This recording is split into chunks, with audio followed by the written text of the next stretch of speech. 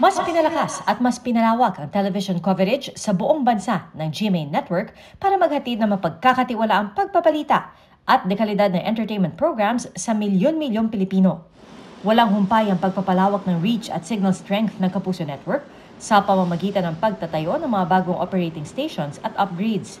May 93 TV stations na ang GMA sa buong Pilipinas na naghahatid ng analog at digital signals. Sa datos ng Nielsen Philippines TV Audience Measurement nitong Enero hanggang Agosto, naabot ng GMA kasama ang iba pang channel nito ang 97.1% ng TV households nationwide o 18.4 million TV households sa total Philippines.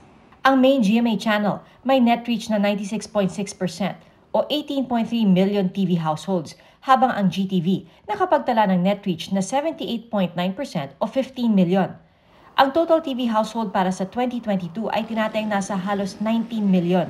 Ang combined people net reach naman sa buong bansa ay nasa 94.3% o 76.6 million viewers mula sa tinatayang 81.3 million TV viewer population para sa 2022. Para maabot ang lahat ng Filipino household, mas marami pang digital TV stations ang nakatakdang buksan ng network. Naglaan din ng mahigit 1 milyong piso ang GMA para palawakin ang digital coverage nito. Malaking tulong din ang GMA Afford a Box at GMA Now para sa mas malinaw at mas vibrant na viewing experience. Bukod sa telebisyon, pwede rin maging updated sa pamamagitan ng 23 GMA radio stations sa buong bansa, maging sa GMA International Channels at sa website at social media accounts ng network.